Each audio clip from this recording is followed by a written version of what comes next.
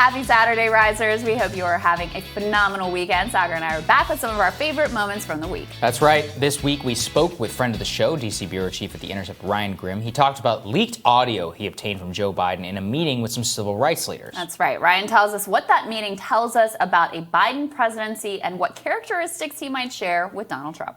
I think on a deeper level, there's an interesting personality overlap in that both of them for decades have been longing for the approval of the establishment in different ways. Yeah, Biden, you would think, would have it. You know, he's been a United States senator. He was elected when he was 29 years old, but because of the kind of his rambling approach to politics, you know, he was never really kind of accepted as one of the elder statesmen of the Senate. People would kind of laugh at him. Like Tony Blinken, who's his Secretary of State, told the Washington Post years ago that Obama would roll his eyes whenever Biden would talk in committee.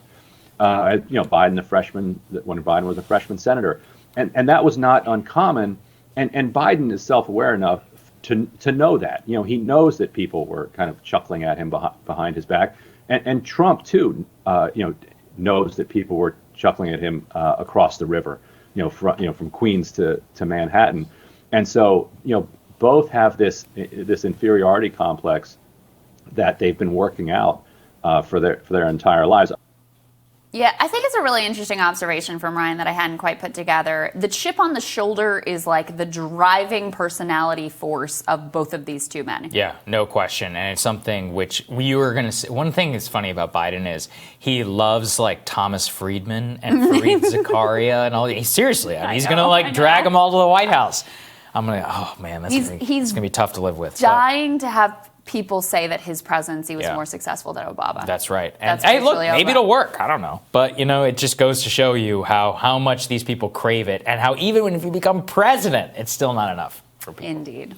All right. Journalist Zaid Jilani also joined us to talk about a new Priorities USA study. It's found that the Lincoln Project's ads to be largely ineffective giving Biden a win. I'm so surprised by that data. Zaid also talked about how the ads missed the mark with swing voters. This is what everyone who was involved in the Lincoln Project spent years doing, was basically much more effectively fear-mongering and dividing Americans than Trump did, honestly. And then I think when the time came when they couldn't get contracts with Trump, when it was clear that he was going to hire different people, they kind of switched sides. Now, some Democrats may say, well, these people helped us defeat the Republicans. They're very useful. These are Republicans themselves. They know how Republicans think. I really like that Priorities did that study, because whenever I would view Lincoln Project content, it was pretty obvious to me they were playing to the culture war. They were getting very personal with Trump. They were doing things that basically Democrats like, right? Not that swing voters like, not that irregular voters or voters who need persuasion to come out, but people who are obsessed with Twitter and Facebook, who probably give to a lot of other Democratic PACs. Those people liked what they were doing. But I don't think it necessarily appealed very much to the rest of America, and that's why their record was so poor in the recent election.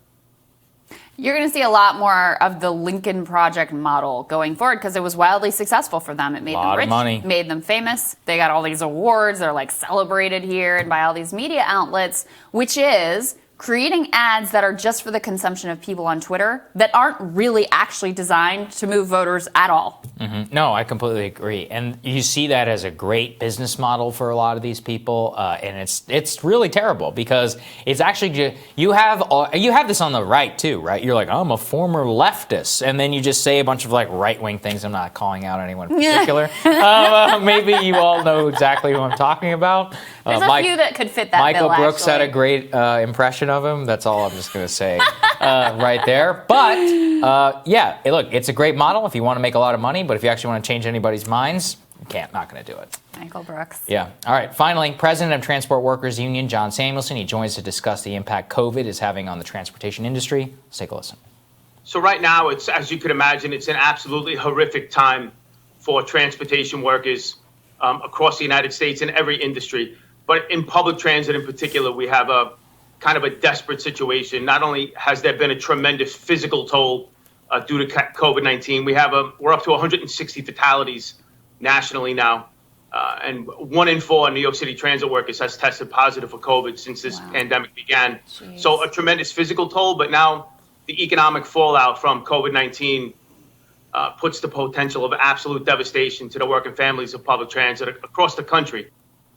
John is really hoping that this stimulus deal that's being negotiated now is going to include money to keep his transit workers employed, and just as significantly to keep public transit moving in these major metros where so many working class people are completely dependent on it. And I just hope it comes through. He was optimistic. I really hope it comes through for them, because these people have risked and in many cases lost their lives during this pandemic. I know. And, societally, the impact of mass transit. I know a lot of people out there don't live in cities, but for those of us who do, this is lifeblood. Like, we're dead without mass transit. And it means a lot. It means the most for people who can't afford Uber. Oh, sorry, I didn't know what that was. It means the most for people who cannot afford Uber and for people who cannot afford, other sorts of transportation, a car and most. It's the poorest in the city who suffer whenever mass transit goes down. It's working class people trying to get in New York from the outer boroughs into their jobs. I mean, this is absolutely critical for not only the workers, but for many people's livelihoods across that city and many others. So we'll be keeping an eye on that. Mm-hmm. That does it for us. We're going to be back later today with the week that was in media screw-ups. That's right. Hit the subscribe button so you don't miss any of our videos. Don't forget to like and share as well. Tomorrow, we're going to be back for another round of #RisingQs. See you all then. Have a good one, guys.